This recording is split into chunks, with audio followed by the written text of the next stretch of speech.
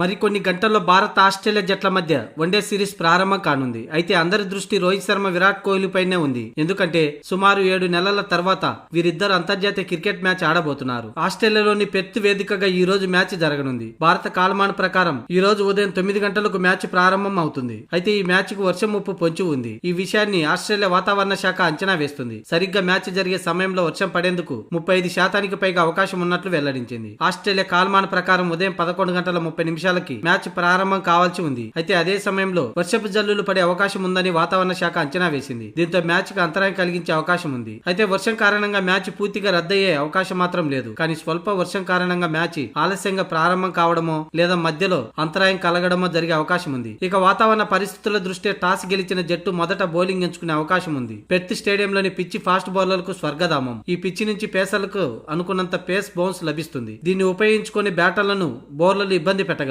ముఖ్యంగా బౌలర్ల హవా మ్యాచ్ ప్రారంభంలో ఎక్కువగా ఉంటుంది. అందుకే ఆరంభంలో టీమిండియా తొలుత బ్యాటింగ్ చేయవలసి వస్తే ఆచితూచి ఓపెనర్లు ప్రారంభాన్ని మంచి ఆరంభంగా మార్చుకోవాలి. మొత్తానికి ఇరు జట్లలో స్పిన్ బౌలర్ల కంటే కూడా ప్రధానంగా పేసర్లతోనే బరిలోకి దిగనున్నాయి. ఇక చాలా రోజుల తర్వాత రోహిత్, కోహ్లీలను గ్రౌండ్ లో చూడాలనే అభిమానులు ఎంతగానో ఆశగా ఎదురు చూస్తున్నారు. ఈ క్రమంలో ఫ్యాన్స్ ఆశలపై వరుణుడు ఎంతవరకు కరుణిస్తాడో చూడాలి.